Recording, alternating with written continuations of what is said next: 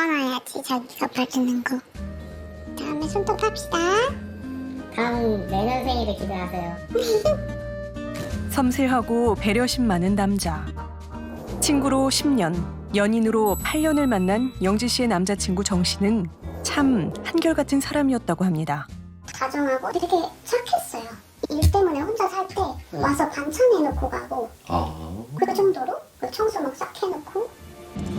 긴 시간 동안 변함없는 믿음과 사랑을 보여주며 영지 씨 곁을 지켰다는 정 씨는 지난해 6월 평생을 함께하자며 프로포즈를 해왔다는데요. 부모님도 뵙고 허락받고 이제 집을 구한 거죠. 그래서 집 구하고 차 계약하고 해서 이제 들어갈 날 보고 같이 가정 가구 보러 가기로 계획을 했던 거거든요.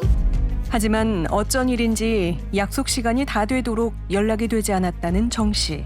카톡을 했는데 카톡을 안 봐서 전화를 했죠. 전화를 안 받는 거예요.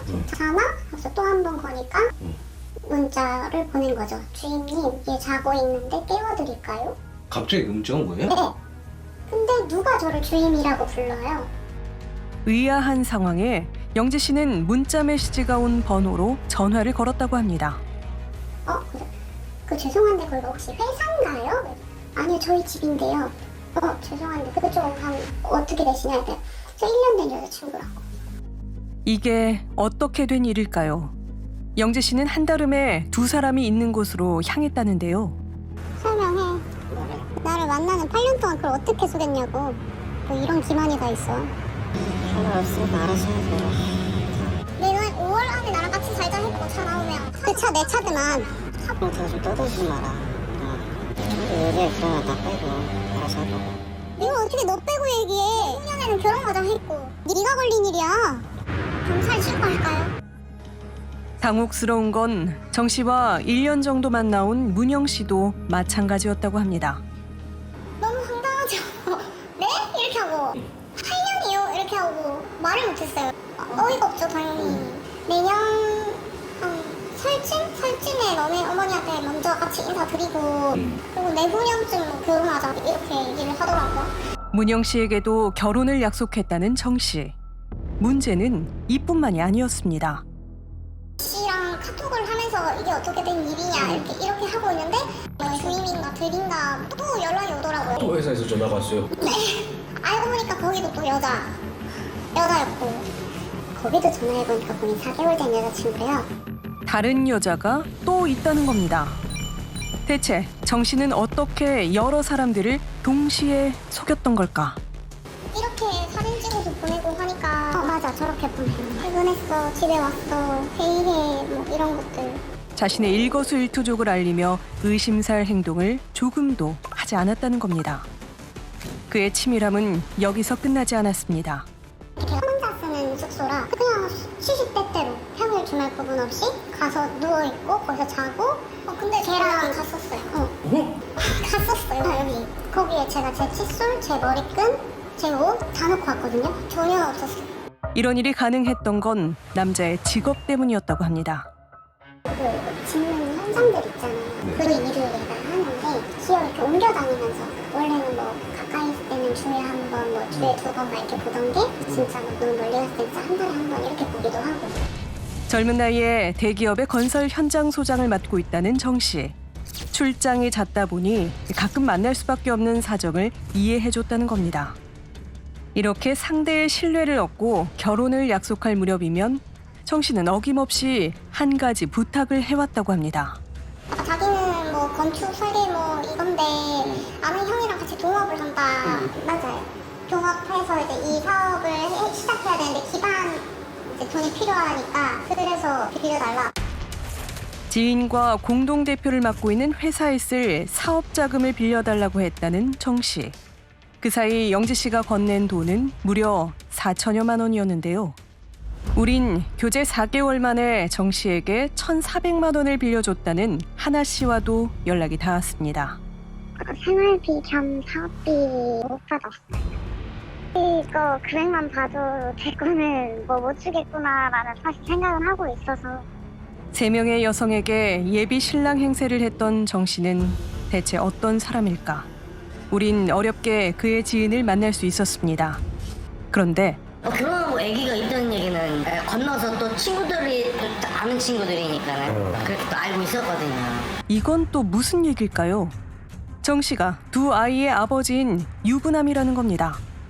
뒤늦게 사실을 알게 된 영지 씨는 모든 게 악몽 같기만 합니다. 제가 2016년 3월에 만났댔잖아요. 그 첫 애 생일을 보니까 17년, 그리고 2019년에 둘째. 지금 이 순간 영지 씨는 그에게 묻고 싶은 게 참 많습니다. 영지 씨가 다다른 곳은 정 씨의 숙소 앞이었는데요. 영수야? 내려와. 영지 씨의 연락에 대답 없이 끊긴 전화. 그리고 잠시 뒤 한 남자가 모습을 드러냅니다. 바로 정 씨입니다. 별다른 인사도 없이 차에 오르는 정 씨. 그러면 이미 나를 만난 초반부터 바람이 있었던 거네. 한 번이었어. 그러면 이혼하고 나서는 그 여자들을 정리할 생각이었어? 그럴 생각이었었지 다. 다 정리해놨었어. 한 번의 실수로 아이가 생겨 결혼을 했지만 이혼한 뒤 영지 씨와 함께 살 생각이었다는 건데요. 계속 잡고 있던 거야. 잡은 이유는 내가 좋아서. 또 좋아서가 아니라 필요였을까? 필요한 사람이 따로 있었지. 끝끝내 영지 씨를 향한 감정은 사랑이었다 말하는 정 씨. 그렇다면 그에게 다른 여성들은 어떤 의미였을까? 남자를 직접 만나봐야겠습니다. 안녕하세요. 저희 SBS 궁금한 이야기 Y팀에서 왔는데 할 이야기가 없어서 그냥 죄송합니다. 한테도 3천만 원 넘는 돈을 빌렸고 뭐 애들도 있으시잖아. 그러니까 더 얘기 안 하셨으면 좋겠었고요. 근데 유부남인 것도 밝히지 않고 여러 여자를 동시에 만나면서 이게 돈을 많이 좀 빌리셨잖아요. 무슨 얘기를 정확하신 것도 취직하시는 거는 아직 얘기 남아서. 아직 영지 씨와 못다한 얘기가 있다는 정 씨.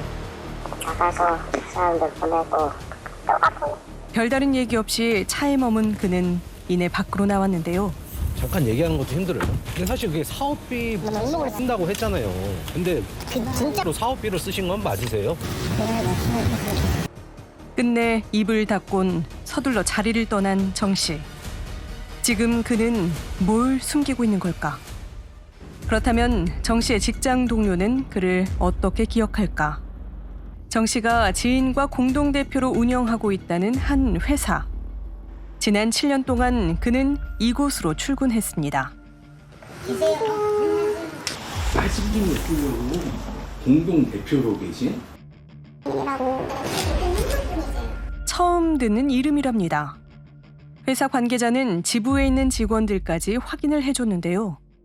그분은 그래도 좀 오래 일하신 분 같아. 여쭤보니까 공동대표 지분 하나도 없고 말씀하신 현장에서 일하는 근로자 중 한 명. 걔가 모자에 현장 소장만 바꿨을 수도 있잖아. 모자에 그거 뭐 현장 소장과 애들의 근로자예요.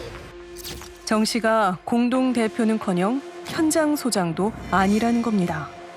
심지어 저희 쪽에 그렇게 입사한 지 오래되지도 않으셨어요. 진짜요? 저희랑 이제 근로계약이 돼 있긴 하나.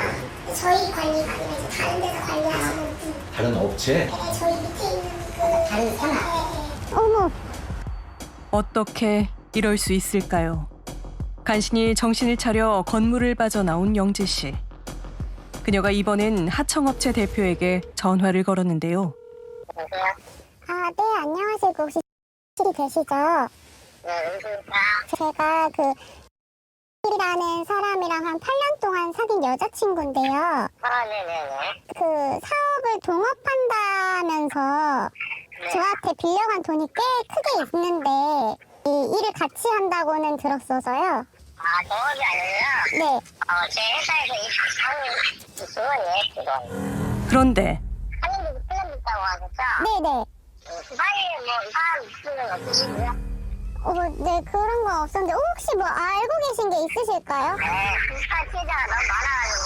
진짜요? 이런 여자분들이 많아요? 그렇죠, 지금 모수도 한 20명 넘습니다. 20명이 넘어가요? 네네. 이런 연락이 벌써 수십 번째라는 겁니다. 영지 씨의 말문이 턱 막힙니다. 그럼 8년이 다 그냥 사기였네요. 그 뭐 진심이 있었고는 다 거짓말이고. 아내와 아이가 있으면서 수많은 여성들에게 사랑을 고백하고 결혼을 약속한 남자.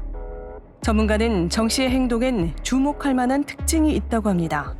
못 여성들로부터 결혼하고 싶은 사람으로 대접받는 감각, 이게 충분히 만족감이 있었다는 얘기예요. 몇 년에 걸쳐서. 그래서 넘으면 안 되는 산을 과감하게 용감무쌍하게 넘는 거죠. 이 사람에게 이런 행동이 적절하지 않고 심지어는 불법적이어서 처벌을 받을 수 있다는 걸 이 사람이 모를 가능성은 제로.